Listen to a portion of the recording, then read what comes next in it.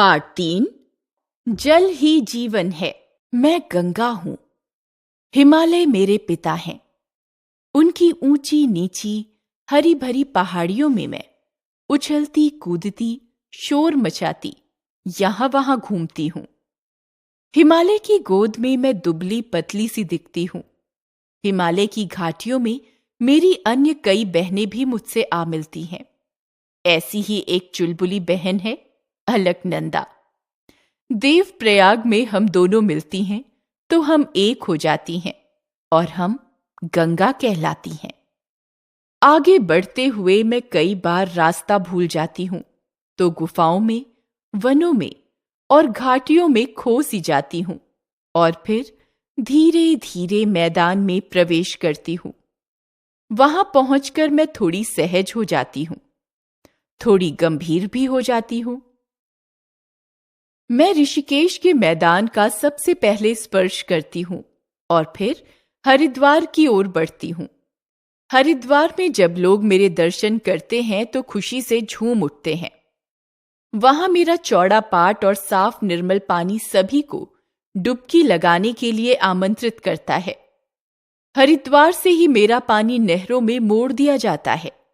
मुझे देखकर किसानों के चेहरे खिल उठते हैं। मैं दिन रात चलती रहती हूं। प्रयाग यानी इलाहाबाद में मेरी मुलाकात अपनी प्यारी बहन यमुना से होती है। पर ये क्या, यमुना बहन तो बिल्कुल बदल सी गई है। वहां पिता हिमालय की गोद में तो यह हंसती खिलखिलाती साफ सुंदर और सतरंगी थी, पर अब ये मैली कुचैली और काली सी पड़ गई है। मेरा भी कुछ ऐसा ही हाल हो रहा है। जैसे जैसे मैं आगे बढ़ती हूं, मुझ में जहरीले रसायन, कूड़ा करकट, प्लास्टिक की थैलियां, सड़े गले पदार्थ, जीव जंतु और न जाने क्या क्या फेंक दिया जाता है। कहां मैं गंगा जल यानी साफ और पवित्र मानी जाती थी, पर आज मैं स्वयं रोगी दिख रही हूं और कई बीमारियों का कारण भी बन रही हूं। काश आप लोग मेरा दर्द समझ पाते। काश मैं फिर से पहले जैसी स्वच्छ और निर्मल बन सकूं। पुराने जमाने में पीने का पानी हम नदियों से लाया जाता था, इसीलिए लोग नदी किनारे बसा करते थे। उसके बाद बड़े बड़े तालाब बनाकर वर्षा का पानी एकत्र किया जाने लगा और इसी पानी को पीने के काम में भी लाया जाने लगा। जैसे जैसे पानी की जरूरत बढ़ी, इंसान ने कुएं और पक्के तालाब जैसे कृत्रिम जल स्रोत भी बना लिए। इसके बाद ट्यूबवेल व हैंडपंपों का चलन हुआ, जिससे भूमिगत जल का स्तर नीचे गिरने लगा। ऐसे में जब हैंडपंप भी बेकार हो गए तो सबमर्सिबल का प्रयोग होने लगा। आज भूमिगत जल का स्तर दिन प्रतिदिन नीचे होता जा रहा है। एक समय ऐसा आएगा कि किसी को भी पीने का पानी नहीं मिलेगा। तब मानव पानी को बर्बाद करने पर पछताएगा और उसे पानी का असली महत्व पता लगेगा।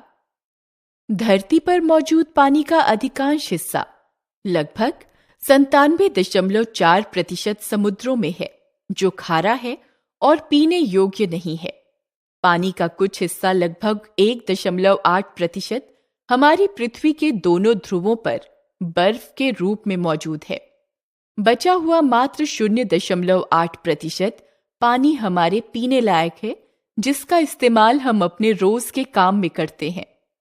दुनिया में बढ़ती आबादी और पानी की बढ़ती खपत के कारण जल संकट बढ़ता ही जा रहा है। इस जल संकट को देखते हुए संयुक्त राष्ट्र ने वर्ष 2005 से 2015 तक को जल दशक घोषित किया है। याद रखें, पानी में जीवन देने की शक्ति है। इसका सदुपयोग करें, इसे बर्बाद न करें। बहते हुए नल को तुरंत बंद करें। टूटी हुई पाइप की मरम्मत कराएं। दांत साफ करते समय नल को बंद रखें। कार की सफाई के लिए पाइप का इस्तेमाल न करें। बाल्टी में पानी भरकर कार धोएं। सब्जियां धोने के लिए इस्तेमाल हुए पानी को आसपास किसी गमले में डाल दें। आने वाले समय में पीने का पानी मिलता रहे, इसके लिए आपको पानी की एक एक बूंद बचानी होगी। हम नदियों को प्रदूषित होने से बचाना भी आपका ही कर्तव्य है। नदियों में कूड़ा करकट, प्लास्टिक की थैलियां, कारखानों के विषैले रसायन आदि न डालें।